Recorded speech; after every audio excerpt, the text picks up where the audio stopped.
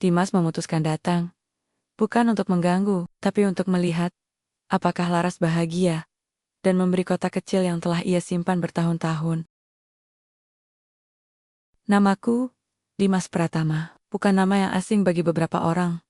Meskipun hari ini, bagi kebanyakan orang, aku hanyalah lelaki berkemeja lusuh, celana jeans robek di lutut, dan sepatu kanvas yang solnya nyaris terlepas dari alas. Aku tinggal di sebuah rumah kecil di pinggir desa Karangmulia, sekitar 3 kilometer dari kota kecil Wonosobo. Rumahku tak besar, hanya 2 kamar dan 1 ruang tamu yang sekaligus jadi dapur, dikelilingi pepohonan jati dan sawah yang hijau menjuntai ke langit. Di sini, aku dikenal sebagai Mas Dimas yang baik hati, bukan sebagai direktur utama Pratama Group, bukan sebagai pemilik jaringan hotel mewah yang tersebar dari Bali hingga Medan. Di sini, aku hanya Dimas, lelaki yang suka membantu petani, memperbaiki sumur manggayar, anak-anak, membaca di gubuk baca, dan sering terlihat duduk di bawah pohon mangga, sambil menulis di buku catatan usang. Aku memilih hidup seperti ini, bukan karena aku terusir dari dunia yang dulu kuhuni, tapi karena aku ingin tahu, apakah aku masih bisa dicintai, bukan karena uang, jabatan, atau nama besar. Apakah aku masih manusia yang utuh ketika semua atribut kekayaan itu kulepaskan? Aku bukan orang miskin. Aku hanya memilih untuk hidup sederhana. Ayahku, almarhum Bapak Hendro Pratama, adalah pengusaha sukses yang membangun Pratama Group dari nol. Tapi ia bukan tipe orang yang suka pamer. Ia selalu berkata, uang itu alat, bukan tujuan. Orang yang dihormati bukan karena hartanya, tapi karena caranya memperlakukan orang lain. Kata-kata itu terus menggema di kepalaku, bahkan setelah ia tiada 5 tahun lalu. Karena serangan jantung mendadak. Setelah kematian ayah, aku dihadapkan pada pilihan. Meneruskan bisnis dengan gaya mewah, atau merenungkan kembali makna hidup. Aku memilih yang kedua. Aku menyerahkan sementara kendali operasional perusahaan pada tim profesional yang aku percaya, sementara aku pergi menyepi. Belajar hidup di tengah masyarakat biasa. Aku ingin merasakan apa yang tidak pernah kurasakan saat hidup di tengah kemewahan. Lapar yang sesungguhnya, kelelahan fisik yang jujur, dan kasih sayang yang tumbuh tanpa pamrih. Dan di tengah semua itu, ada satu nama yang kadang muncul di benakku. Laras Indah. Laras, mantan kekasihku, satu-satunya wanita yang pernah membuatku merasa lengkap. Dan juga satu-satunya yang pernah membuatku merasa hancur. Kami pacaran selama 3 tahun. Dari kuliah sampai lulus. Ia cantik, cerdas, punya mimpi besar. Tapi mimpinya bukan tentang cinta, melainkan tentang hidup yang layak. Kata terakhir itu yang terus ternjang-jang di telingaku sampai sekarang. Aku butuh hidup yang layak. Dimas, kamu baik, tulus, tapi kamu tidak bisa kasih aku itu. Saat itu, aku sedang dalam masa transisi. Aku baru saja memutuskan untuk menghilang dari dunia bisnis. Menyamar sebagai pekerja biasa di salah satu hotel milikku. Belajar dari bawah. Aku tidak ingin memaksanya menunggu. Aku tidak ingin ia menyesal karena memilihku. Jadi, aku biarkan ia pergi. Tapi hati manusia tak bisa dibodohi. Meski sudah 5 tahun berlalu, bayangan Laras masih ada. Bukan karena aku ingin merebutnya kembali, tapi karena aku ingin tahu, apakah ia bahagia? Apakah pilihannya benar? Apakah uang dan kemewahan benar-benar bisa menggantikan cinta yang tulus? Hari itu, aku sedang duduk di beranda rumah, membaca buku karya Pramudia, saat Pak RT datang membawa sebuah amplop mewah, emas, berkilau, dengan logo bunga mawar, dan ukiran kaligrafi halus. Ini buatmu, Mas Dimas. Dikirim kurir dari Jakarta, katanya penting. Aku mengambilnya dengan ragu, tanganku yang kasar, penuh tanah dari kebun tadi pagi, nyaris merusak permukaan halus amplop itu. Aku membukanya perlahan. Di dalamnya, terlipat rapi sebuah kartu undangan pernikahan, warna putih mutiara, dengan cetakan emas yang anggun. Dan saat aku membaca nama mempelai, jantungku berhenti sejenak. Laras Indah dan Andika, Pramudia Resepsi. Sabtu, 12 Oktober 2024, Pertoma Grand Palace, Jakarta pukul 16.00 WIB. Aku tertawa kecil. Ironi yang terlalu nyata, mereka menikah.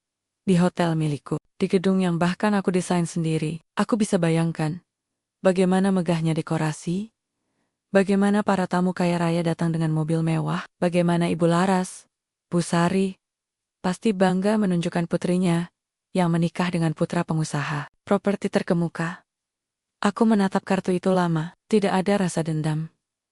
Tidak ada amarah, hanya satu pertanyaan yang terus menggema. Apakah kau bahagia, Laras? Aku tidak berniat mengganggu. Tidak ingin membuat drama, tapi aku ingin hadir. Hanya sekali, hanya untuk melihat dengan mata kepala sendiri, dan memberinya satu hal yang sudah lama aku siapkan. Dari laci meja kayu tua di kamar, aku mengambil sebuah kotak castle, kotak kayu jati. Ukirannya sederhana, diikat pita biru yang sudah memudar. Di dalamnya, hanya ada satu benda. Kartu ucapan yang kubuat 5 tahun lalu. Saat aku tahu, ia memilih Andika. Saat aku tahu ia pergi. Di kartu itu, kutuliskan. Untuk Laras, jika suatu hari kau membaca ini, aku harap kau tahu. Aku pernah mencintaimu dengan sepenuh hati. Bukan karena kau cantik, bukan karena kau pintar, tapi karena kau membuatku percaya pada cinta yang tulus. Aku tidak menyalahkanmu. Aku hanya berharap, dimanapun kau berada, kau menemukan kebahagiaan yang sejati, bukan yang terlihat, tapi yang terasa dari Dimas yang pernah kau tinggalkan. Aku tidak pernah mengirimkannya. Hingga kini, aku memandang kotak itu, lalu ke cermin di dinding. Rambutku panjang, tak teratur, kumisku tumbuh liar. Aku memang terlihat seperti pengemis, tapi masalah sama. Tidak ada yang bisa menyembunyikan ketenangan di mata seseorang yang sudah melewati badai. Aku akan datang, Laras, bisikku. Bukan untuk menangis, bukan untuk memohon, tapi untuk menutup satu bab. Don Monken, memberimu satu kebenaran yang tak pernah kau tahu. Malam itu, aku menulis surat untuk tim manajemen Pratama Grand Palace, bukan sebagai tamu, tapi sebagai pemilik. Aku meminta mereka tidak mengumumkan kehadiranku. Aku ingin datang sebagai siapa? Aku sekarang bukan sebagai Dimas Pratama yang kaya, tapi sebagai Dimas yang pernah dicintai dan pernah ditinggalkan. Aku tahu, perjalanan ke Jakarta bukan hanya soal jarak. Ini soal menghadapi masa lalu, soal harga diri, soal membuktikan bahwa seorang lelaki yang dianggap gembel bisa membawa kebenaran yang mengguncang dunia. Dan kota kecil di tanganku, bukan harta, bukan ancaman, tapi simbol bahwa cinta yang tulus tak pernah membutuhkan kemewahan untuk berbicara. Besok, aku akan pergi ke pernikahanmu, Laras. Dan mungkin, hanya mungkin, kau akan tahu siapa aku sebenarnya.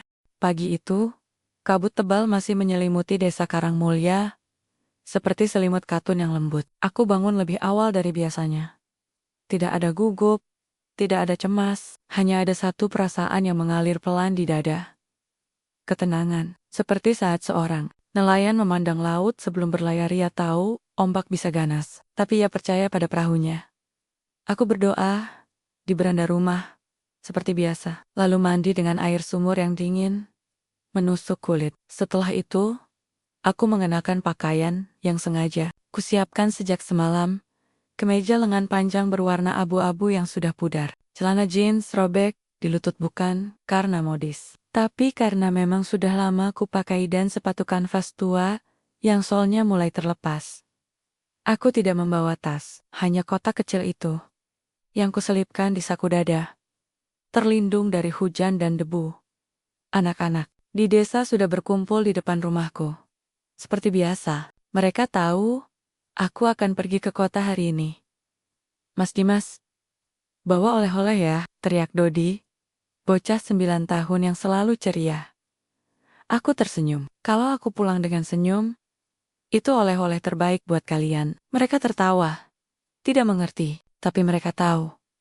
Aku bukan orang yang suka bercanda berlebihan. Jadi, senyumku hari ini pasti berarti sesuatu.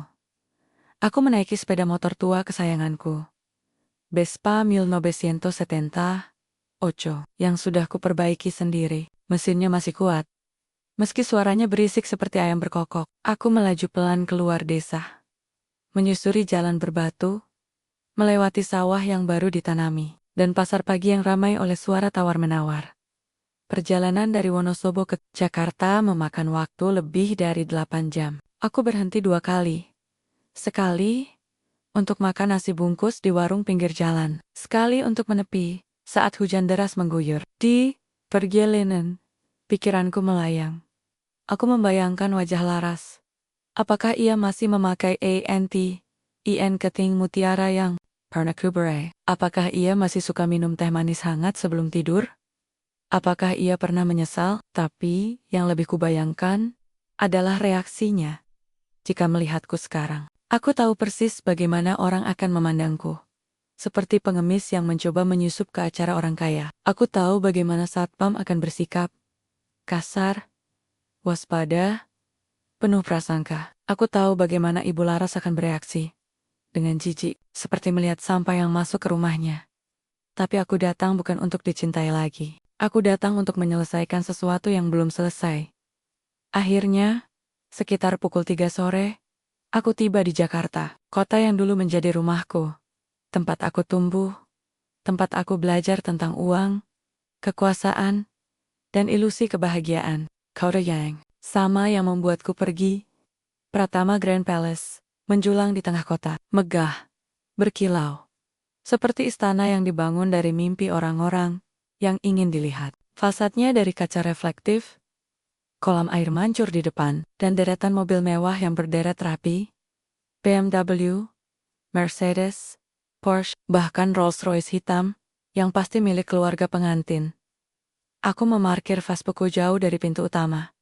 Di samping, Tempest. Aku tahu, jika aku parkir di depan, aku akan langsung diusir.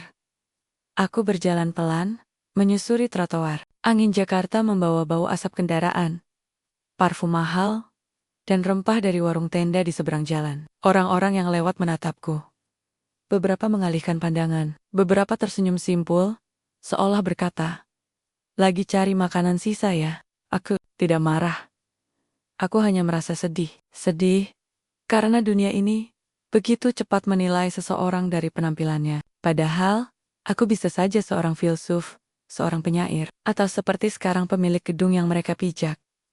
Aku melangkah masuk melalui pintu samping, yang biasa digunakan oleh staf dan tamu dengan undangan khusus. Aku tahu jalannya. Aku yang merancangnya.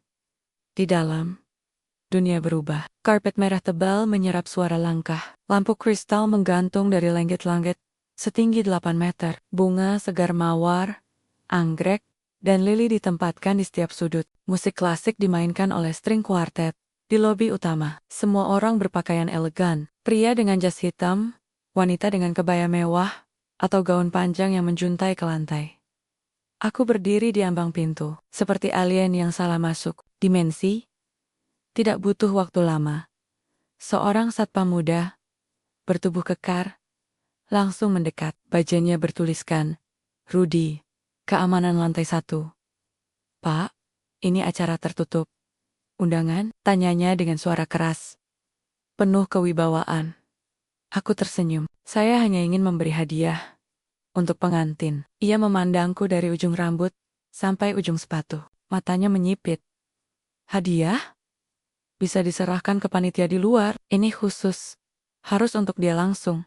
Tidak bisa. Tanpa undangan. Tidak boleh masuk.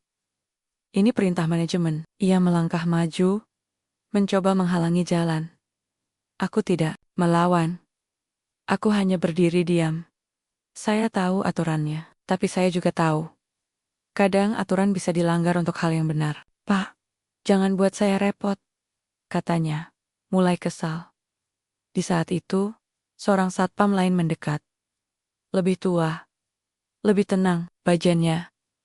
Budi, senior security. Ia menatapku, lalu ke Rudy.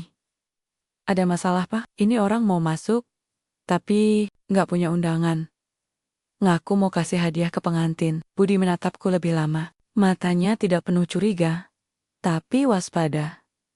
"Bapak siapa? Nama di undangan apa?" Aku menatapnya lurus. "Dimas Pratoma." Ia mengerutkan dahi.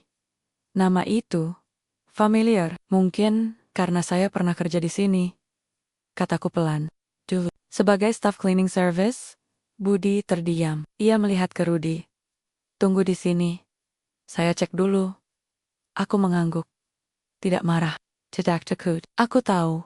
Ini bagian dari ujian. Bukan ujian kekayaan, tapi ujian kemanusiaan. Budi pergi ke pos keamanan. Aku berdiri di sana. Dikelilingi oleh kemewahan yang kubangun. Tapi dianggap asing di dalamnya. Seorang wanita berkebaya emas lewat, menatapku dengan alis terangkat. Jangan. Dia pengemis yang nyusup. Bisiknya ke temannya. Aku mendengar, tapi aku tidak menoleh. Beberapa menit kemudian, Budi kembali. Wajahnya cemas. Maaf Pak, manajemen bilang tidak boleh ada tamu tanpa undangan. Terutama yang seperti ini. Ia menunduk. Malu mengatakan yang sebenarnya. Saya mengerti, kataku pelan. Tapi tolong, sampaikan ini ke Laras. Aku mengeluarkan kotak kecil dari saku dada. Hanya ini, tidak perlu tahu dari siapa. Cukup beri kepadanya. Budi kotak itu. Apa isinya? Hati yang pernah hancur, dan doa untuk kebahagiaannya. Ayaterium. Lalu mengambil kotak itu dengan hati-hati. Seolah takut merusaknya. Saya akan sampaikan. Tapi, Bapak tidak bisa masuk. Aku mengangguk. Terima kasih. Itu sudah cukup. Aku berbalik. Siap pergi. Tapi di saat itu, dari balik pintu aula utama, seorang wanita muncul. Laras.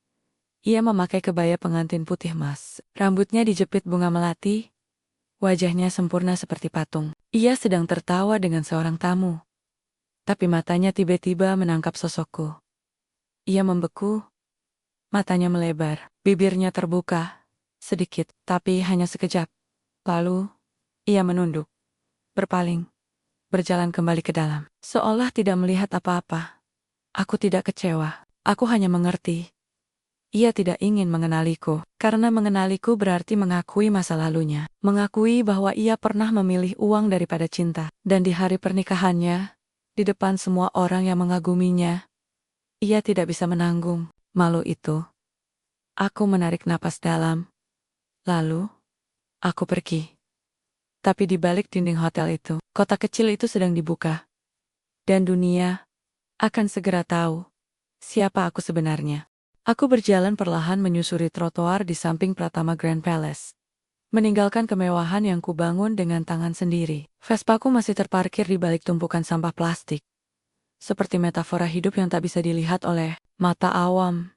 Bahwa nilai sejati seringkali tersembunyi di balik yang dianggap tak berharga. Hujan gerimis mulai turun. Membasahi rambutku yang tak teratur. Merembes ke kemeja abu-abu yang sudah lusuh. Aku tidak buru-buru. Aku tidak merasa kalah. Aku hanya merasa lega. Aku datang. Aku melihat. Aku memory. Dan aku pergi. Tapi sebelum aku mencapai motor, suara langkah kaki cepat terdengar dari belakang. Pak, tunggu. Aku berbalik. Budi, satpam senior tadi, berlari ke arahku. Napasnya tersengal. Ia memegang walkie-talkie di tangan kiri. Wajahnya pucat. Ada yang terjadi? Tanyaku tenang. Bapak harus kembali, katanya. Suaranya gemetar. Saya baru saja dapat perintah dari Bu Sari ibu pengantin. Mereka tahu Bapak datang, dan mereka memerintahkan saya untuk mengusir Bapak secara publik. Aku mengernyit. Mengusir, bukankah aku sudah pergi? Ya, tapi mereka ingin memastikan semua orang tahu bahwa Bapak dikalahkan, bahwa Bapak bukan siapa-siapa, bahwa Bapak hanya pengemis yang mencoba menyusup. Aku tertawa pelan, bukan tawa sinis, tapi tawa yang lahir dari kepahaman. Jadi, ini soal gengsi, soal citra. Budi mengangguk. Matanya penuh rasa bersalah. Maaf Pak, saya harus melakukannya. Kalau tidak, saya bisa dipecat. Saya punya istri dan 3 anak. Di Bogor, aku menatapnya. Di matanya, aku melihat ketakutan yang sama yang pernah kurasakan saat pertama kali memutuskan hidup sederhana. Takut tidak diterima, takut dihakimi, takut kehilangan. Tapi bedanya, ia belum pernah memilih untuk lepas dari rantai itu. Baik, kataku akhirnya. Aku akan kembali, tapi bukan karena kau memintaku, tapi karena mungkin ini saat yang tepat. Budi terkejut. Bapak tidak marah? Tidak marah pada orang yang takut kehilangan pekerjaan. Aku marah pada dunia yang mengajarkan kita untuk menghina sebelum mengenal. Kami kembali ke gedung. Kali ini, aku tidak masuk lewat pintu samping. Budi membawaku melalui pintu utama, di mana semua tamu bisa melihat. Ia berjalan di depanku, seolah mengawal tahanan. Beberapa tamu menoleh. Ada yang tertawa, ada yang mengambil foto, ada yang berbisik, lagi ada razia pengemis. Kami berhenti di lobi utama, di depan tangga marmer yang megah. Di sana, Busari berdiri dengan gaun kebaya merah tua. Wajahnya dingin seperti es. Di sampingnya, Andika, calon menantu, memandangku dengan mata penuh jijik, seolah melihat tikus yang masuk ke ruang makan. Ini dia, kata Budi. Suaranya bergetar. Sudah saya bawa. Busari mendekat. Suaranya keras. Sengaja agar semua orang mendengar. Kamu pikir kamu bisa masuk ke acara pernikahan putriku hanya karena kamu pernah mengenalnya? Kamu pikir kami akan membiarkan orang seperti kamu merusak hari paling indah dalam hidupnya? Aku tidak menjawab. Aku hanya menatapnya. Kamu tidak pantas ada di sini. Lihat dirimu. Kotor. Bau. Seperti gelandangan. Lara sudah punya hidup baru. Kamu tidak punya hak untuk mengganggu. Aku tetap diam tapi di dalam. Aku tersenyum. Karena aku tahu.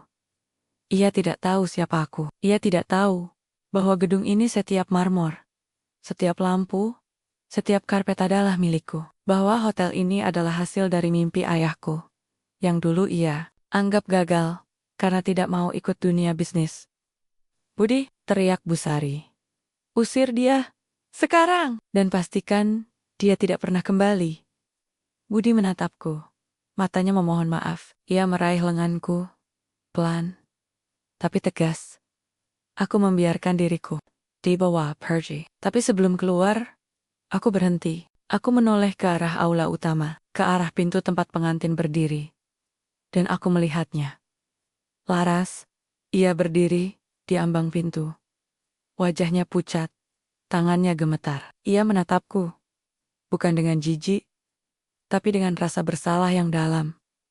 Ia tahu, ia pasti tahu. Mungkin dari cara aku berdiri, dari ketenangan di mataku, dari cara aku tidak melawan. Ia tahu aku bukan orang sembarangan.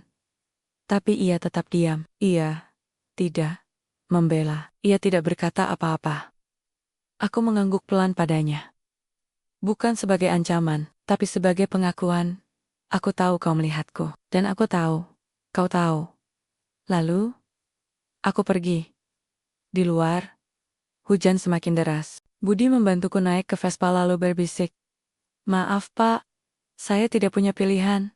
Aku mengerti, kataku. Tapi, suatu hari, kamu akan punya pilihan. Dan saat itu tiba, pilihlah yang benar. Bukan yang aman. Aku menyalakan mesin Vespa. Suaranya berisik, tapi hidup. Seperti aku.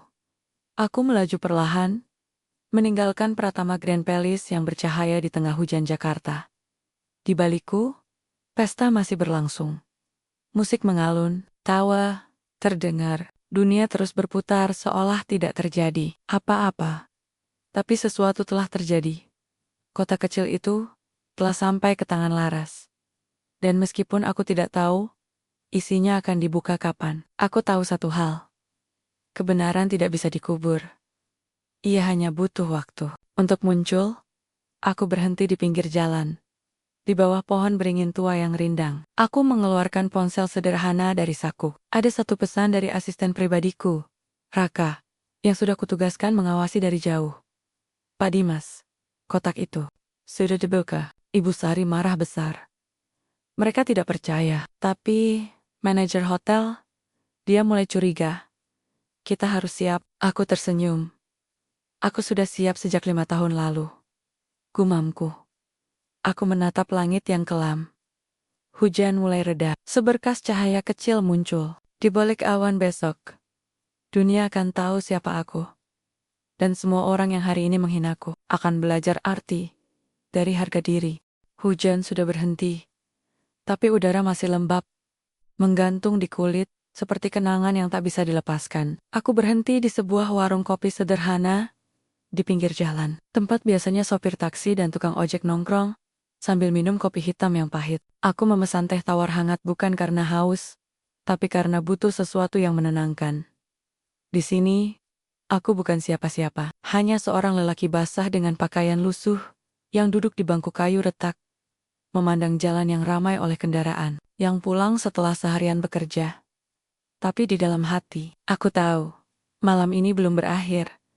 Aku tidak perlu melihat langsung untuk tahu apa yang terjadi di dalam Pratama Grand Palace. Aku bisa membayangkannya, bisa merasakannya. Seperti dulu, saat aku masih sering menyamar sebagai staf hotel, mengamati tamu dari balik bayangan. Aku tahu betul bagaimana reaksi orang-orang ketika harga diri mereka terancam. Kotak itu, kotak kecil dari kayu jati yang sudah kusimpan 5 tahun, kini berada di tangan Laras. Dan aku tahu, saat dia membukanya, dunia yang ia bangun dengan rapat dunia kemewahan, gengsi, dan ilusi kebahagiaan akan mulai retak. Aku menatap layar ponselku, masih belum ada kabar baru dari Raka. Tapi aku tidak gelisah. Aku tahu, segalanya berjalan sesuai takdir. Aku tidak datang untuk membalas dendam. Aku datang untuk membuka mata, untuk menunjukkan bahwa cinta yang tulus tidak pernah meminta imbalan, dan bahwa manusia sejati tidak diukur dari penampilan, tapi dari hati. Tiba-tiba, ponselku bergetar. Pesan dari Raka. Pak, dia membukanya, di ruang ganti, sendirian. Saya lihat dari kamera keamanan. Dia Bu Sari Merah. Bilang itu cuma trik mantan pacar cemburu. Tapi, manajer hotel mulai mengecek arsip. Mereka bandingkan foto lama Bapak, waktu kunjungan mendadak tahun lalu. Mereka mulai curiga. Sangat curiga. Aku tersenyum tipis. Mereka mulai mengingat. Aku menutup mata. Dalam bayangan, aku melihat Laras. Duduk di depan cermin besar ruang ganti. Gaun pengantinnya masih melekat. Riasannya sempurna tapi matanya basah. Di tangannya, kartu ucapan itu. Tulisan tanganku yang rapi.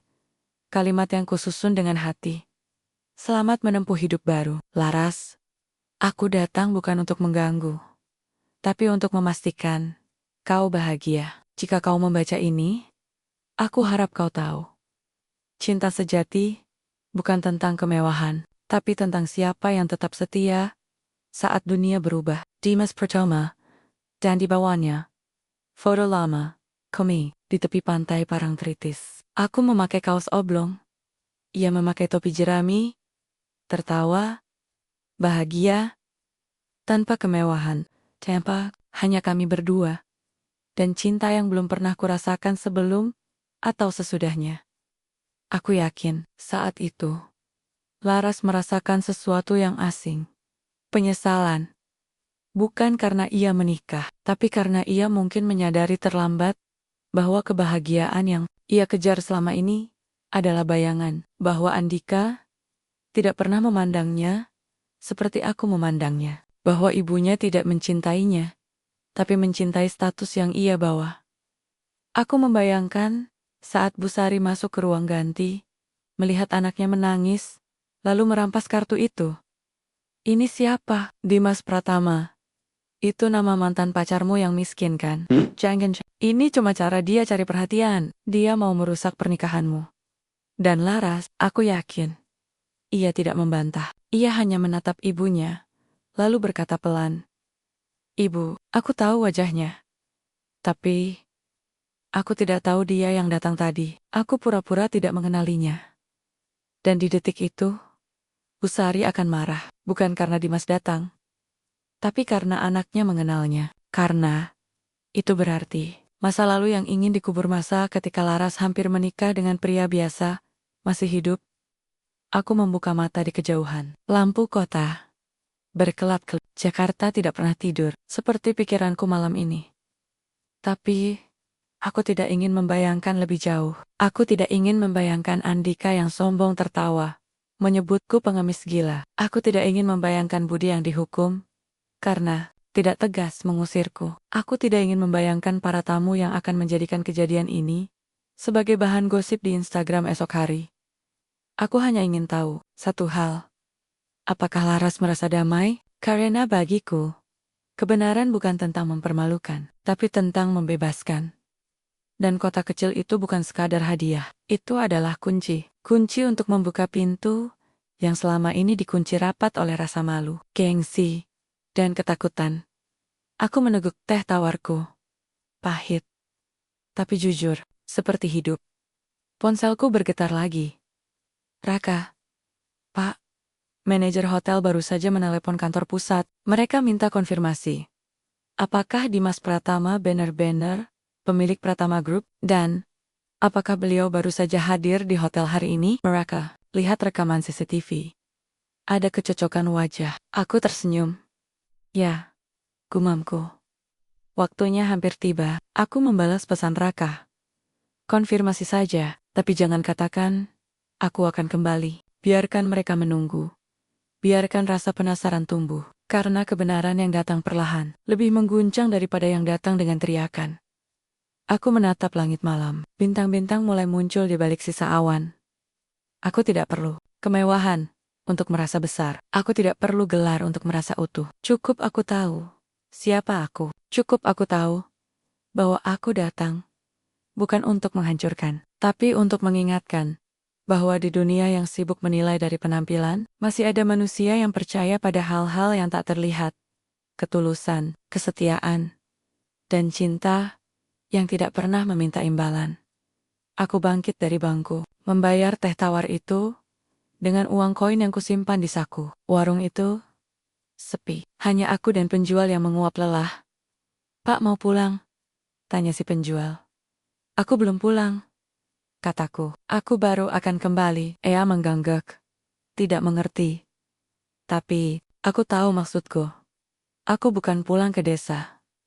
Aku kembali ke dunia yang pernah kutinggalkan untuk satu hal. Untuk memastikan kebenaran tidak mati di tangan orang yang takut mengakuinya.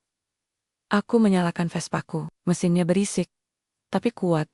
Seperti tekad. Aku melaju pelan, kembali ke Pratama Grand Palace. Kali ini, bukan sebagai pengemis, tapi sebagai pemiliknya. Hujan mulai turun lagi saat aku berhenti di perempatan dekat Pratama Grand Palace. Lampu merah menyala, dan aku memarkir Vespaku di bawah pohon terembesi yang rindang. Di seberang jalan, gedung hotel itu masih bersinar. Seolah menertawakan, mungkin, memanggilku pulang. Aku tidak buru-buru. Malam ini bukan tentang kecepatan. Ini tentang persiapan. Persiapan untuk menghadapi bayangan yang belum pernah benar-benar pergi. Masa lalu. Aku menatap jemariku yang kotor, retak, dan kasar dari kerja di ladang. Tangan ini dulu pernah memegang pena emas saat menandatangani kontrak senilai miliaran. Tangan ini pernah menggenggam tangan Laras dengan penuh harapan. Dan tangan ini, malam ini, akan menggenggam kebenaran yang selama ini kusimpan. Tapi sebelum aku kembali ke sana, aku perlu mengingat, perlu merasakan lagi detik-detik yang membentuk siapa aku sekarang. Aku menutup mata, dan dalam gelap, masa lalu datang seperti film yang diputar ulang. 5 tahun lalu, aku masih tinggal di apartemen mewah. Ayah baru saja meninggal. Pratama Group sedang dalam masa transisi. Direksi memintaku langsung mengambil alih sebagai direktur utama. Semua orang menganggapku siap, tapi aku tahu, aku belum siap. Aku tidak takut pada bisnis, aku takut pada diriku sendiri. Apakah aku akan menjadi seperti orang-orang di sekitarku yang mengukur nilai seseorang dari jumlah rekening banknya? Apakah aku akan lupa pada rasa lapar? Pada lelahnya bekerja seharian? Pada rasa syukur atas secangkir kopi panas di pagi yang dingin? Aku butuh jawaban. Jadi, aku membuat keputusan yang mengguncang dunia. Aku menghilang. Aku menyerahkan kendali operasional pada tim manajemen yang aku percaya dengan satu syarat. Identitasku sebagai pemilik utama tidak boleh diumumkan. Aku ingin hidup tanpa beang-beang nama besar. Aku pindah ke Wonosobo, menyewa rumah kecil, mengajar anak-anak bekerja di sawah, menjadi relawan di posyandu. Aku ingin tahu, apakah aku masih dicintai jika tidak ada uang, jabatan, atau kemewahan? Dan di tengah semua itu, ada Laras. Kami masih pacaran saat itu. Aku tidak menyembunyikan bahwa aku berasal dari keluarga kaya, tapi aku juga tidak memamerkannya. Aku hidup sederhana, dan ia tahu itu. Awalnya, ia menghargai ketulusanku. Ia bilang, aku suka kamu karena kamu apa adanya, Dimas. Tapi waktu berubah, suatu malam, ia datang ke rumah kecilku di desa dengan wajah cemas. Ia baru saja dipromosikan sebagai manajer junior di perusahaan konsultan ternama. Dan Andika, rekan kerjanya, mulai mendekatinya. Kaya, tampan, punya mobil sport, tinggal di apartemen penthouse. Kamu serius hidup seperti ini selamanya? Tanyanya. Suaranya pelan, tapi menusuk. Aku serius hidup dengan hati yang tenang, jawabku. Tapi aku butuh lebih dari itu. Dimas, aku butuh kepastian. Aku butuh rumah yang aman, mobil yang nyaman, liburan ke luar negeri. Aku butuh hidup yang layak. Aku menatapnya. Apa aku tidak memberimu itu? Kamu memberiku cinta. Tapi cinta tidak bisa membayar cicilan rumah. Cinta tidak bisa membeli asuransi kesehatan. Cinta tidak bisa menjamin masa depan anak-anak kita. Aku terdiam, bukan karena marah, tapi karena sedih. Karena aku tahu, ia tidak salah. Ia hanya punya definisi kebahagiaan yang berbeda. Kalau kamu pergi, aku tidak akan menahanmu, kataku akhirnya. Tapi tolong, jangan salahkan aku karena memilih jalan yang berbeda. Malam itu, ia pergi. Tidak menangis, tidak berteriak, hanya pergi. Seperti angin yang lewat tanpa suara. 3 bulan kemudian, aku mendengar kabar, Laras putus dari Andika. Tapi 6 bulan setelah itu, ia kembali padanya kali ini. Dengan pertunangan resmi, aku tidak dendam. Aku hanya mengerti. Ia butuh jaminan, dan aku, saat itu, tidak bisa memberikannya karena aku sedang mencari jati diriku sendiri. Tapi selama 5 tahun itu, aku tidak diam. Aku tidak menyerah. Aku bekerja dari bayangan. Aku belajar dari bawah.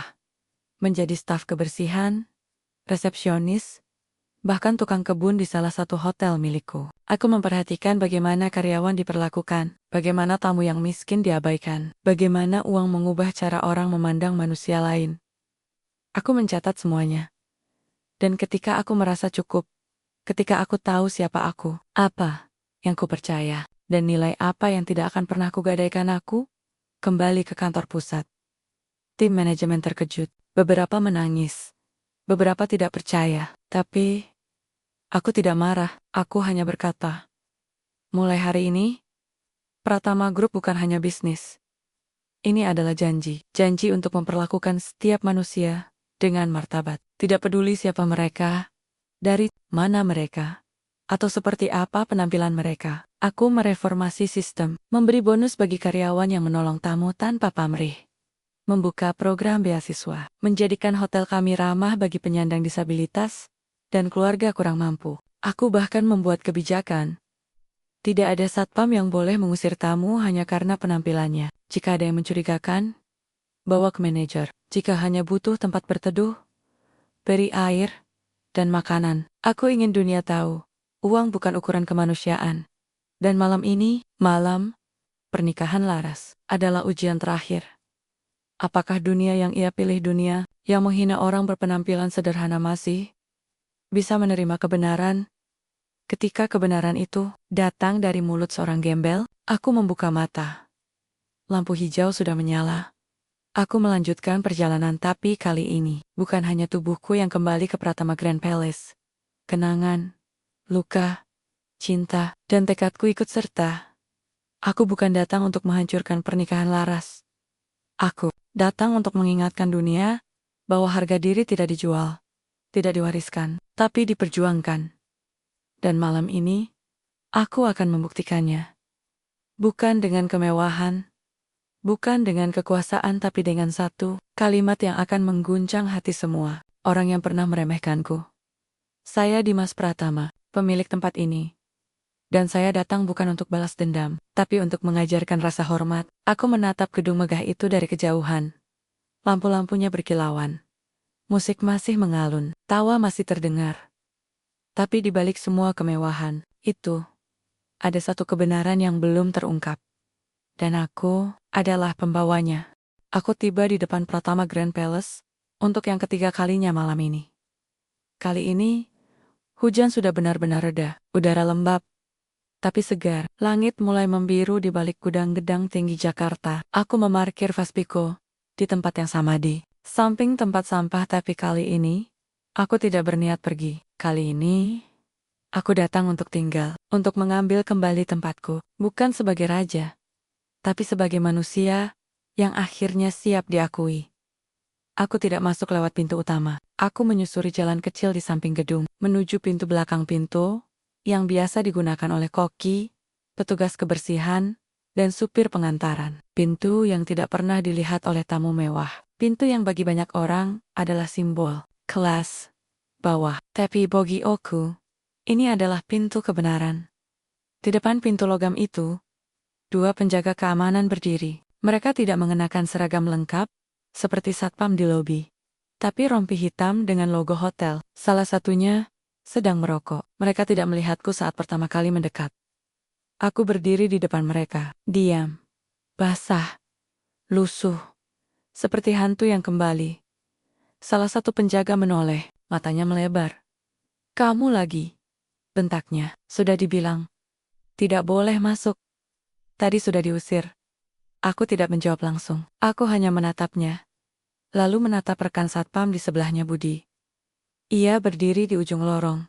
Wajahnya pucat. Ia tahu aku akan kembali. Dan ia tahu, sesuatu yang besar akan terjadi. "Saya tidak ingin masuk sebagai tamu," kataku pelan. Suaraku tenang, tapi menggema di lorong sempit itu. "Saya ingin masuk sebagai pemilik." Keduanya tertawa, tapi tawanya canggung, tidak meyakinkan. "Pemilik? Lo kira kami goblok?" Pemilik Pratama Group itu orang kaya, punya jet pribadi, tiap hari makan di restoran fine dining. Bukan kayak lo, bau keringat dan baju bolong. Aku tersenyum. "Kalau begitu, hubungi manajer umum. Katakan, Dimas Pratama ada di pintu belakang. Dia ingin bertemu." Sekarang, mereka saling pandang. Satu dari mereka mengangkat walkie-talkie, bergumam sesuatu. Aku tidak mendengar jelas, tapi aku tahu isi pesannya. Beberapa menit kemudian, langkah kaki cepat terdengar dari dalam. Si pria parubaya muncul, jas hitam rapi, dasi merah, wajahnya tegang. Manajer umum hotel, Pak Aditya. Ia pernah bertemu denganku 2 tahun lalu, saat kunjungan mendadak.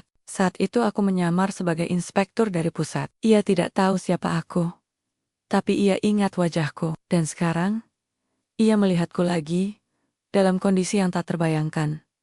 "Kamu?" katanya. Suaranya gemetar. "Kamu yang kemarin datang sebagai staf kebersihan?" Aku mengangguk. "Saya juga yang datang tadi siang sebagai pengemis. Dan saya juga yang akan masuk sekarang sebagai Dimas Pratama, Direktur Utama Pratama Group." Ia mundur selangkah, matanya membelalak. "Tidak mungkin. Kamu tidak mungkin. Cek sistem, cek arsip, cek CCTV, cek tanda tangan di kontrak pembangunan gedung ini. Atau..." Aku melangkah maju. "Kamu bisa percaya saja." Pak Aditya menatapku lama. Lalu, tanpa suara, ia mengangguk. Ia menoleh ke satpam. "Buka pintu."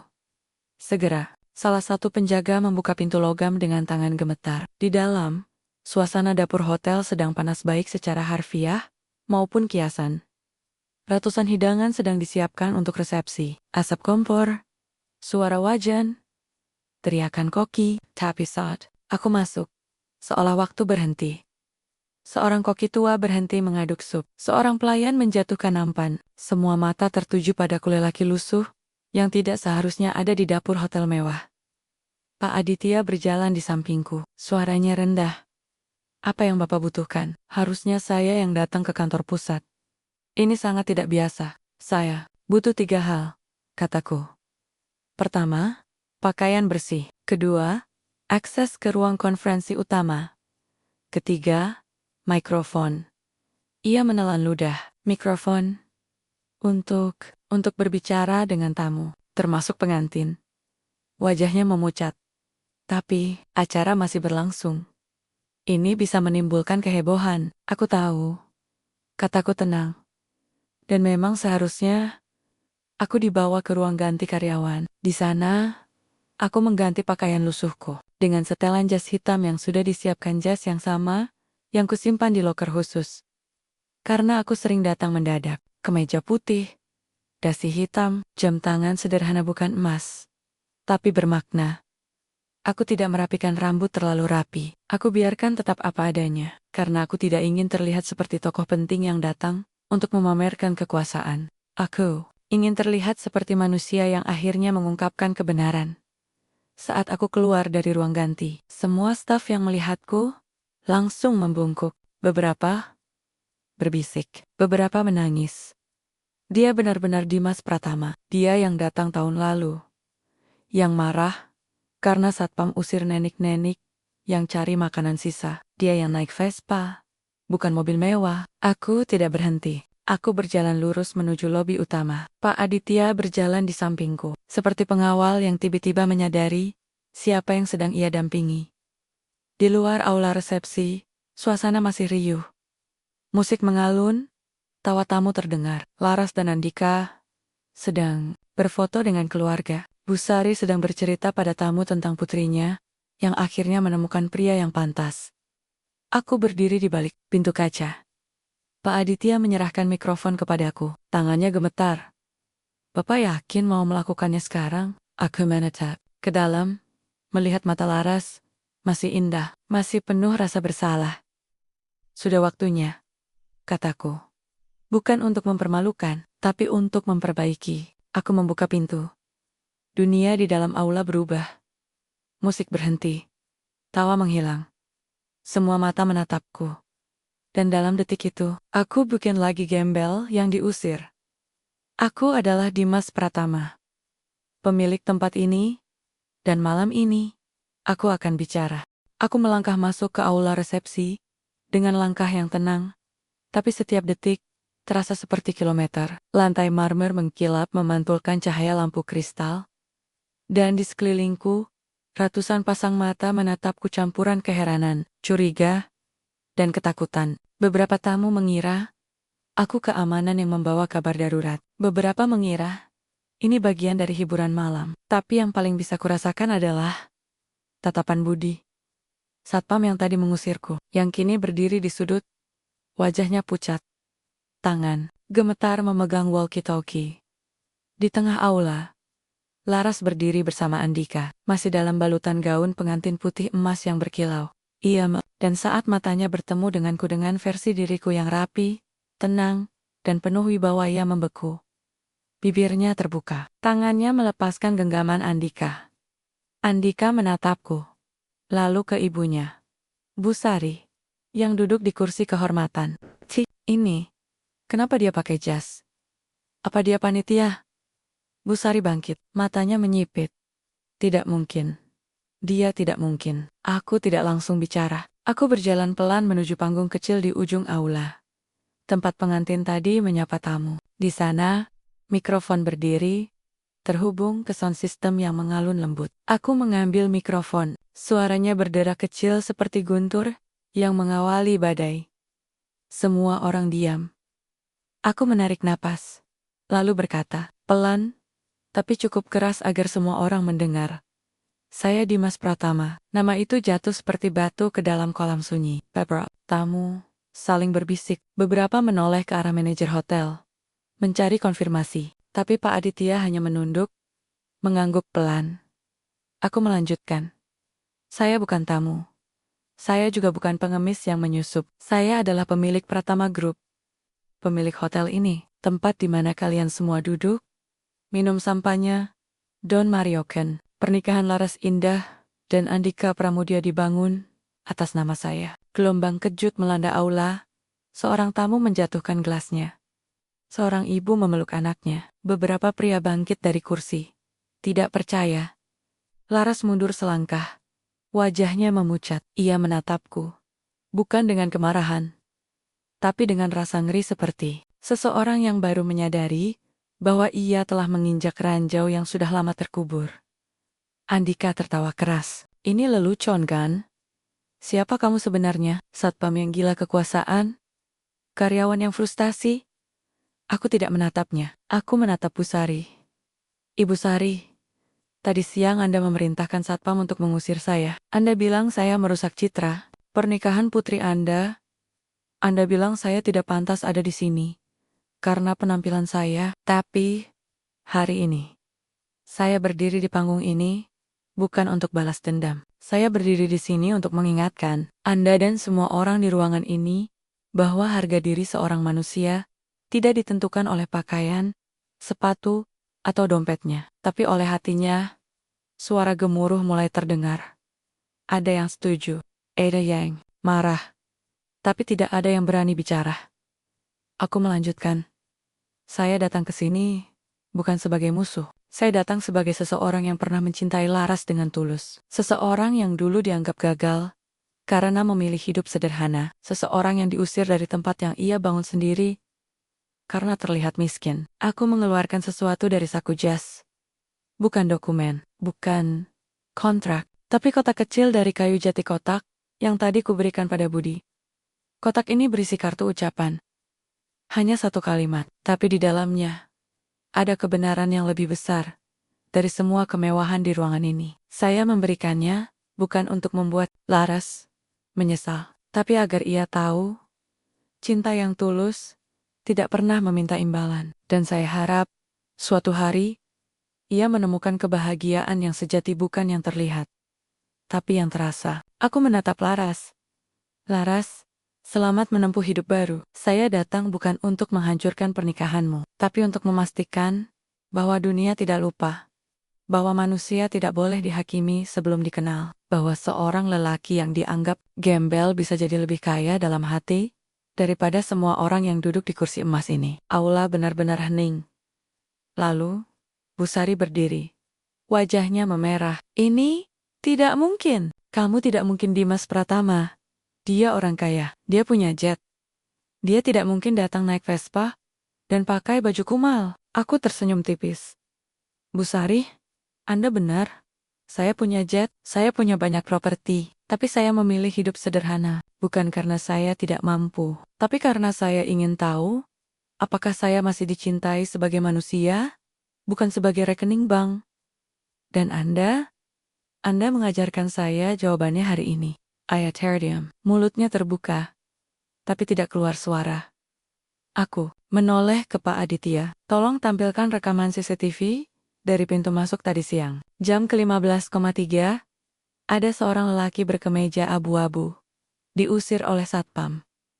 Tunjukkan wajahnya, bandingkan dengan wajah saya sekarang. Pak Aditya mengangguk.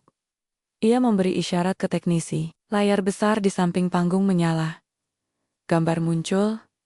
Lelaki, berkemeja lusuh. Rambut acak-acakan, diusir oleh Budi. Wajahnya jelas. Ekspresinya tenang. Semua orang melihat, lalu menatapku. Kemiripannya tidak bisa disangkal. Beberapa tamu menutup mulut, beberapa mengambil foto, beberapa mulai merekam. Andika, akhirnya kehilangan kendali. Ini trik. Pasti rekayasa. Kamu bayar mereka. Kamu tidak mungkin. Aku memotong. Andika Pramudia, ayahmu adalah pengusaha properti. Kau tahu berapa banyak proyek yang kubatalkan tahun lalu? Karena perusahaannya merusak lingkungan? Kau tahu berapa banyak karyawan yang kuberhentikan karena korupsi? Termasuk ayahmu, yang mencoba menyuap pejabat untuk izin pembangunan di kawasan hutan lindung? Ia terdiam. Wajahnya memucat. Ia tahu aku bukan berbohong. Aku menatap seluruh aula. Malam ini, saya tidak datang untuk menghancurkan. Saya datang untuk memperbaiki. Mulai besok, Pratama Group akan menerapkan kebijakan baru. Tidak ada lagi diskriminasi berdasarkan penampilan. Setiap orang yang datang berhak diperlakukan dengan hormat, karena di mata Tuhan, kita semua setara. Aku meletakkan mikrofon. Lalu, aku turun dari panggung. Tidak dengan kemarahan, tidak dengan kemenangan, tapi dengan damai.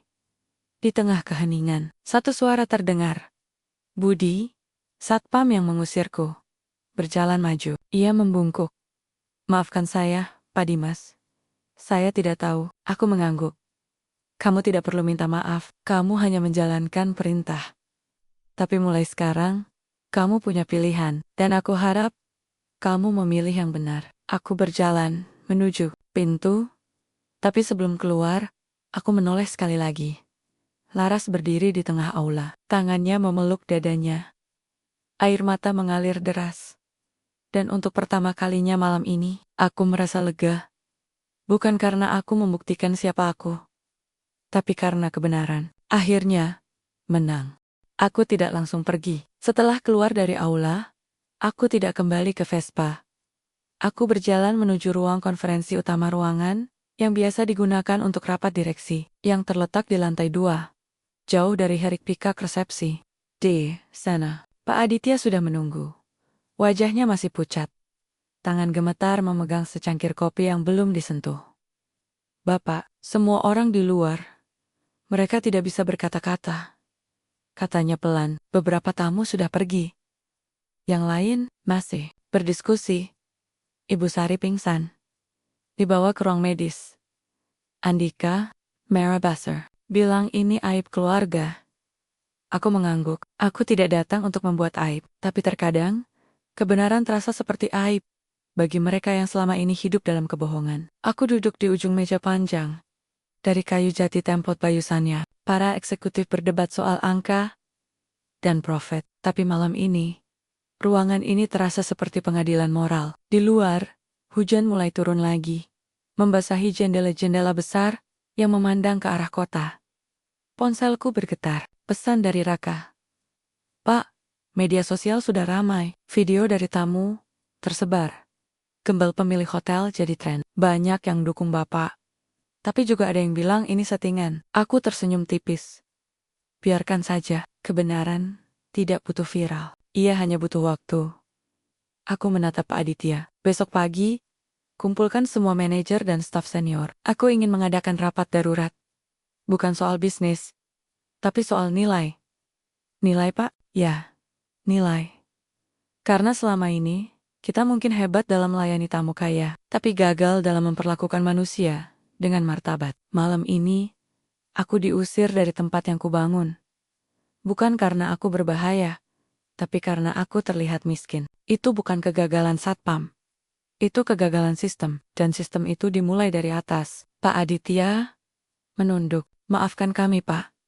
Kami tidak menyadari, kamu tidak sendirian. Dunia ini memang begitu. Kita diajari untuk menghormati dompet, bukan hati. Kita diajari untuk tersenyum pada tamu yang memberi tip besar, tapi mengabaikan orang tua yang hanya ingin berteduh. Tapi mulai besok, itu akan berubah. Aku bangkit. Berjalan ke jendela. Di kejauhan, lampu-lampu kota berkelap-kelip, seperti bintang yang jatuh ke bumi. Tapi di dalam hati, aku tahu. Cahaya sejati, bukan yang di luar, tapi yang tumbuh dari dalam. Pak Aditya, kataku. Besok, kau umumkan 3 kebijakan baru. Ia mengeluarkan not, tangan masih gemetar. Pertama, zero tolerance terhadap diskriminasi. Tidak peduli penampilan, latar belakang, atau status sosial. Setiap orang yang datang ke Properti Pratama Group harus diperlakukan dengan hormat. Jika ada staf yang melanggar, langsung diberhentikan. Ia menulis cepat. Kedua, program 1 hari sebagai tamu. Setiap bulan, semua manajer wajib menghabiskan 1 hari hidup sebagai tamu biasa naik transportasi umum. Pakai pakaian sederhana, datang ke hotel, tanpa identitas. Mereka harus merasakan bagaimana mereka diperlakukan. Karena pemimpin yang tidak pernah merasakan kehidupan bawah, tidak akan pernah memahami keadilan. Pak Aditya mengangguk, matanya mulai berkaca-kaca. Ketiga, promosi Budi menjadi supervisor. Keamanan, dia mungkin mengusirku, tapi dia juga satu Satania yang memberiku kesempatan bicara. Dia punya hati, dan di perusahaan kita, hati lebih penting daripada seragam. Ia terdiam, lalu berbisik. Terima kasih, Pak. Ini akan mengubah banyak hal. Bukan aku yang mengubah, kataku. Tapi, malam ini, malam di mana seorang gembel membawa kebenaran yang lebih berharga dari emas. Aku meninggalkan ruangan, tapi kali ini, aku tidak keluar. Aku menuju dapur tempat Asal kebenaranku kembali. Di sana, para koki dan staf kebersihan berdiri dalam barisan, seperti pasukan yang menunggu komandan. Koki tua yang tadi menjatuhkan nampan maju, "Pak Dimas, kami tidak tahu." Kami selalu dibilang untuk patuhi atasan. Tapi kami merasa bersalah. Aku mengangguk. Kamu tidak perlu merasa bersalah. Kamu hanya korban dari sistem yang salah. Tapi mulai sekarang, kamu punya kekuatan, keberanian untuk berkata tidak pada ketidakadilan. Itu yang akan kita bangun. Aku berjalan di antara mereka, menepuk bahu, menatap mata, tidak sebagai bos, tapi sebagai sesama manusia. Lalu, aku mendengar langkah pelan di belakang. Aku berbalik. Laras, ia datang sendiri. Gaun pengantinnya masih basah di ujung mungkin karena hujan saat ia keluar. Wajahnya kusut, matanya merah. Ia tidak membawa Andika, tidak membawa ibunya, hanya dia. Kami berdiri berhadapan, di antara panci dan wajan, di tempat yang dulu tak pernah ia injak. "Kamu benar-benar dia," bisiknya. "Kamu benar-benar Dimas Pratama." Aku mengangguk. Aku selalu Dimas Pratama. Hanya saja, aku memilih untuk tidak memamerkannya. Ia menangis, tidak keras, tapi air matanya mengalir deras. Aku tidak tahu. Aku pikir kamu gagal. Aku pikir kamu menghilang karena tidak sanggup melanjutkan warisan ayahmu. Aku pikir kamu jadi orang biasa karena kalah. Aku memilih jadi biasa karena aku ingin tahu apakah aku masih manusia saat semua atribut kekayaan hilang, kataku pelan. Dan kamu memilih uang karena kamu ingin tahu apakah uang bisa menggantikan cinta. Ia menunduk. Ternyata tidak bisa. Aku tidak menyentuhnya, tidak memeluknya. Tapi aku berkata, "Kamu tidak salah, Laras. Kamu hanya belum siap memilih yang benar." Dan aku tidak menyalahkanmu. Aku hanya berharap suatu hari kamu bisa memaafkan dirimu sendiri. Ia mengganggak, masih menangis. "Apa yang harus aku lakukan?" "Aku lakukan apa yang hatimu katakan untuk dilakukan," jawabku. "Tapi ingat, kebahagiaan sejati bukan di kemewahan, tapi di kejujuran, di ketulusan, di tempat di mana kamu bisa menjadi dirimu sendiri tanpa harus berpura-pura." Ia menatapku lama, lalu pergi. Tanpa kata, aku tidak menatapnya pergi. Aku tahu, ini bukan akhir, tapi awal dari pertobatannya. Aku kembali keluar. Hujan sudah reda, angin malam menerpa wajahku. Di langit, awan mulai terpisah, memperlihatkan secercah bulan purnama. Ponselku bergetar lagi. "Raka, Pak, media sudah di luar, mau wawancara, juga banyak donasi masuk untuk program beasiswa anak desa." Aku membalas, "Tolak wawancara. Tapi, terima donasi, dan tambahkan dana pribadi saya, 5 miliar, untuk beasiswa, kesehatan, dan pelatihan kerja bagi keluarga kurang mampu." Aku menatap Pratama Grand Palace dari kejauhan. Gedung yang megah, lampu yang berkilau. Tapi malam ini, ia bukan simbol kemewahan. Ia adalah saksi bisu dari sebuah kebangkitan moral. Karena malam ini, bukan hanya aku yang kembali, tapi harga diri, kejujuran, dan kemanusiaan juga kembali. Dan aku bersyukur, aku menjadi alatnya. Hujan sudah benar-benar reda, tapi udara masih lembab, menggantung di kulit, seperti rasa bersalah yang tak bisa dilepaskan. Aku duduk di bangku taman kecil di samping Pratama Grand Palace, tempat biasanya tamu merokok, atau pasangan muda berbisik, tempat yang tidak pernah dilihat oleh kamera, tidak pernah dihiasi bunga mewah, tapi justru tempat paling jujur di gedung ini. Di sini, aku bisa bernapas. Di sini, aku bukan bos, bukan tokoh viral, bukan pahlawan, atau penjahat. Aku hanya Dimas. Lelaki yang baru saja mengguncang dunia, tapi masih merasa lapar, masih merindukan ketenangan. Aku mengeluarkan bungkusan nasi bungkus dari warung tadi, nasi campur dengan ayam goreng dan sambal terasi. Makanan sederhana. Tapi bagi aku, Lebih berharga dari kaviar di restoran fine dining. Aku makan perlahan, menikmati setiap suapan. Di kejauhan, suara sirene ambulans masih terdengar Busari, dibawa ke rumah sakit karena tekanan darah tinggi. Andika dikabarkan menghancurkan kamar pengantin, marah karena aib keluarga, menyebar di media sosial, dan Laras. Aku tidak tahu di mana dia. Tapi aku tahu, suatu saat ia akan datang, dan tepat saat aku menghabiskan sambal terasinya, langkah kaki pelan terdengar. Aku tidak menoleh. Aku tahu siapa itu. Laras.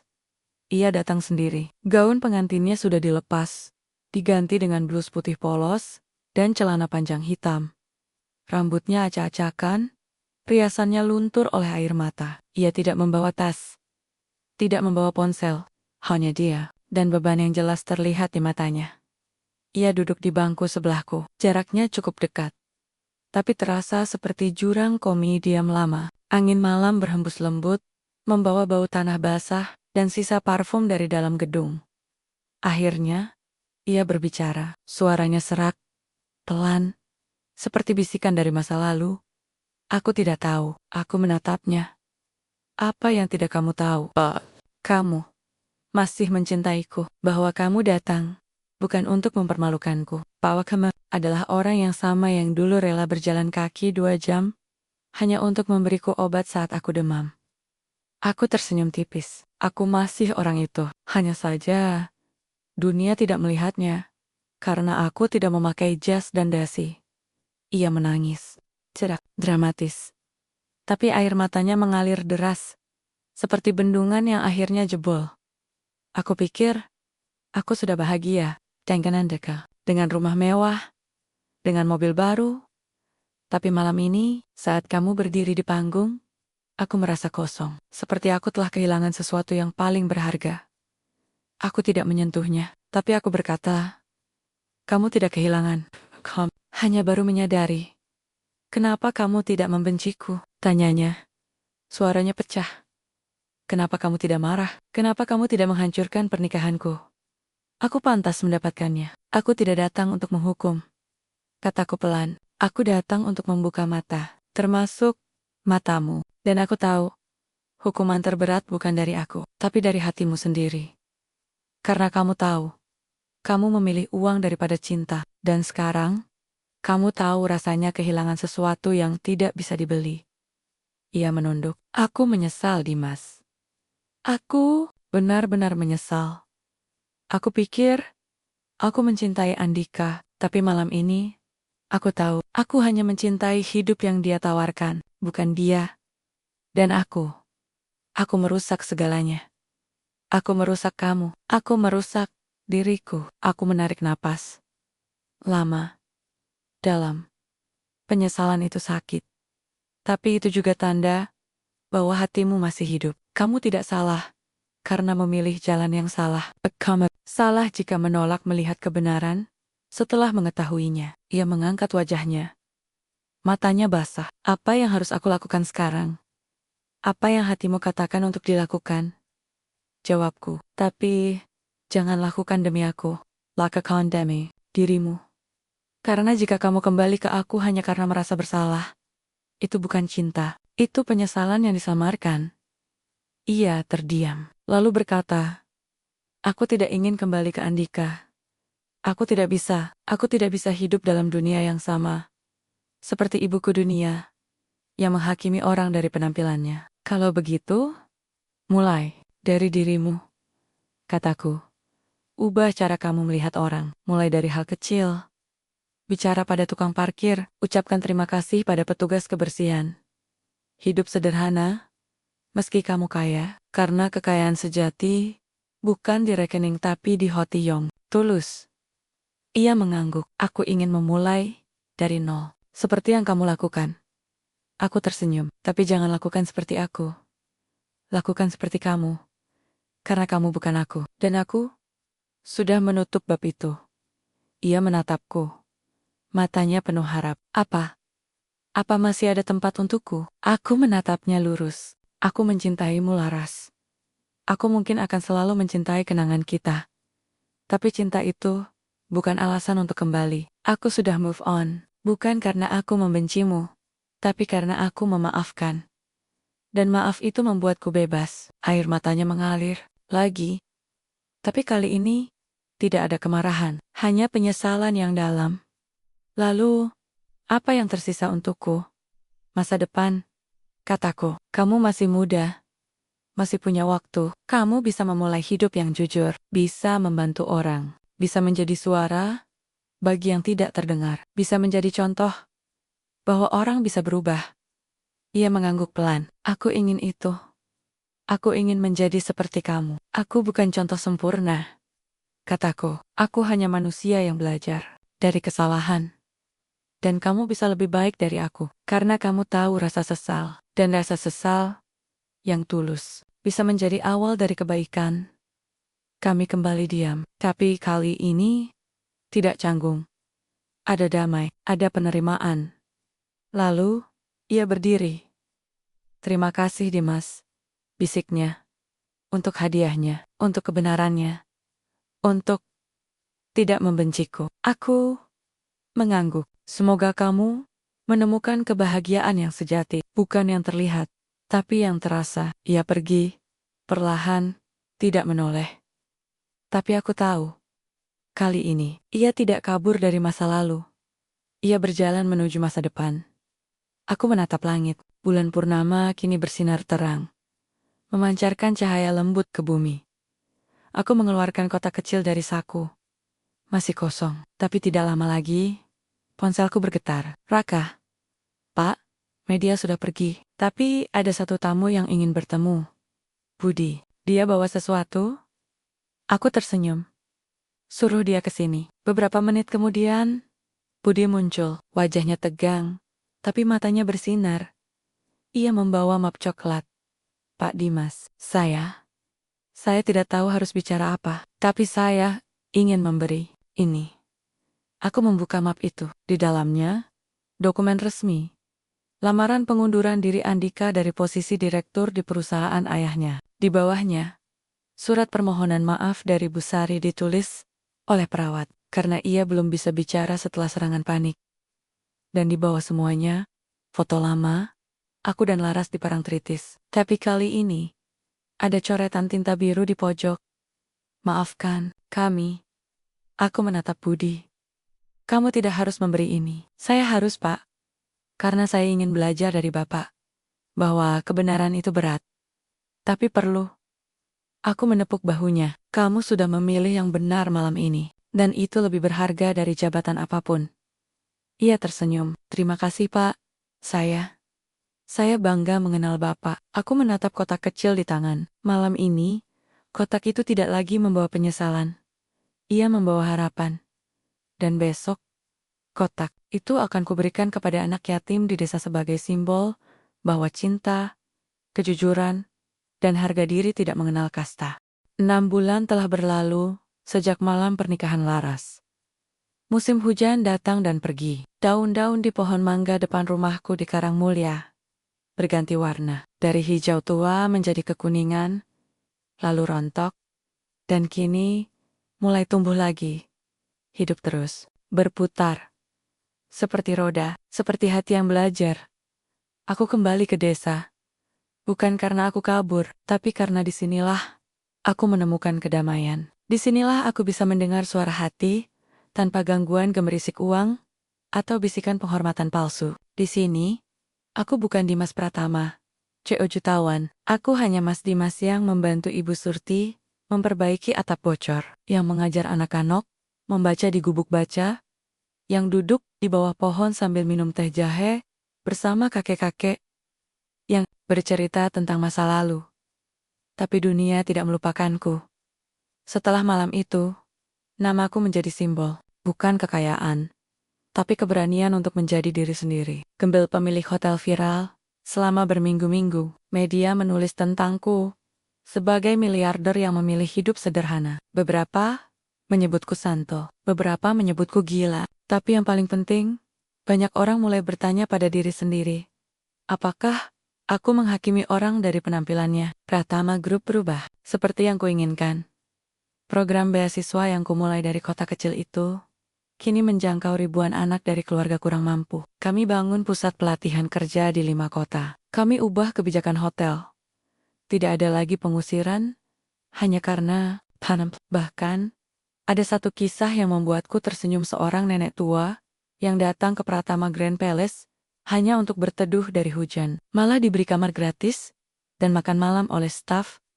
Foto mereka viral. Captionnya, "Terima kasih, Pak Dimas, karena mengajarkan kami arti kemanusiaan." Budi kini menjadi salah satu manajer keamanan paling dihormati. Ia bahkan mulai kuliah malam, mengambil jurusan hukum. Katanya, ia ingin membela yang lemah.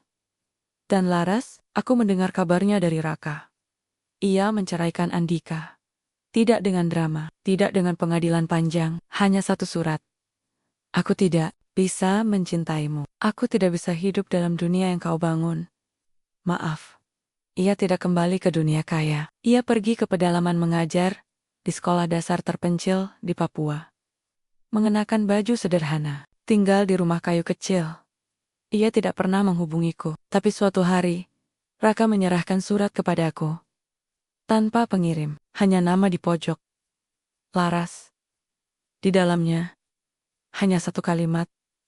Aku akhirnya tahu arti kebahagiaan yang sejati. Terima kasih, karena tidak pernah berhenti mencintaiku meski aku tidak layak. Aku membaca surat itu lama, lalu membakarnya di tungku dapur. Bukan karena aku membencinya, tapi karena aku ingin melepaskannya sepenuhnya. Karena cinta sejati bukan tentang memiliki, tapi tentang membiarkan. Hari ini, pagi yang cerah, angin sepoi-sepoi, aku duduk di beranda rumah. Seperti biasa, di tangan kananku, buku catatan. Di tangan kiriku, kotak kecil dari kayu jati, kotak yang telah membawa begitu banyak perubahan. Kotak yang pernah kubawa ke pernikahan mantan kekasihku. Kotak yang membawa kebenaran, penyesalan, dan akhirnya, penebusan. Tapi hari ini, kotak itu tidak akan kusimpan lagi. Aku menutup buku catatan. Di halaman terakhir, kutuliskan, hidup bukan tentang seberapa banyak yang kita miliki, tapi seberapa dalam kita mencintai. Seberapa tulus kita mengampuni, dan seberapa berani kita menjadi diri. Aku pernah kehilangan cinta, tapi aku menemukan makna, dan itu lebih dari cukup. Aku bangkit, kotak kecil itu kuselipkan di saku dada. Aku berjalan ke gubuk baca bangunan kecil dari bambu yang kubangun 2 tahun lalu. Di sana, anak-anak dari desa berkumpul, membaca buku, tertawa, berlarian. Di antara mereka, ada seorang bocah lelaki kecil, sekitar 7 tahun, berpakaian lusuh, rambut acak-acakan, tapi matanya bersinar cerah. Namanya Dito, anak yatim. Ibunya meninggal saat melahirkannya. Ayahnya kabur, ia dibesarkan oleh neneknya yang buta. Tapi ia pintar, rajin, dan selalu datang pagi-pagi ke gubuk baca.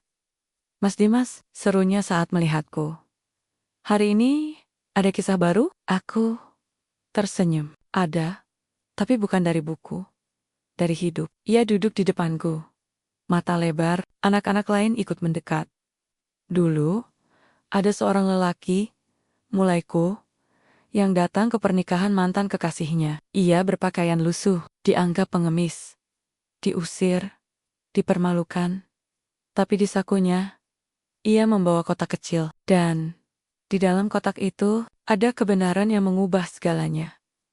Anak-anak terdiam. Dito menatapku. "Lalu, siapa lelaki itu, Mas?" Aku menatapnya. Lalu perlahan, mengeluarkan kotak kecil dari saku.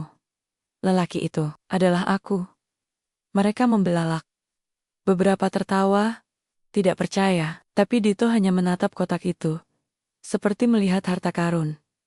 "Sekarang," kataku, "kotak ini tidak lagi milikku. Aku ingin memberikannya ke seseorang yang pantas." Aku menyerahkan kotak itu ke Dito.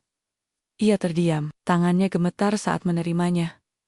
"Untuk saya, Mas, untukmu," kataku. "Karena suatu hari nanti, kamu akan tahu keberanian, ketulusan, dan harga diri lebih berharga dari emas. Dan kotak ini akan mengingatkanmu Untuk tidak pernah takut menjadi dirimu sendiri. Meski dunia menganggapmu kecil. Air mata menggenang. Ia memeluk kotak itu erat-erat. Seperti memeluk janji masa depan. Aku duduk kembali di bangku kayu. Angin berhembus lembut. Burung-burung berkicau. Anak-anak kembali membaca. Dan aku tersenyum. Karena aku tahu, kotak kecil itu tidak lagi membawa penyesalan. Ia membawa warisan. Warisan yang tidak terukur oleh uang. Warisan yang tumbuh dari ketulusan. Warisan yang mengajarkan bahwa manusia sejati bukan yang paling kaya, tapi yang paling berani mencintai tanpa pamrih. Aku menatap langit biru. Tidak ada gemerlap kemewahan, tidak ada sorot kamera, tidak ada tepuk tangan, tapi di hatiku ada ketenangan yang tak tergantikan. Aku bukan pahlawan. Aku hanya lelaki yang akhirnya menemukan jalan pulang. Dan jalan itu, ternyata, bukan menuju kemewahan, tapi menuju kebenaran.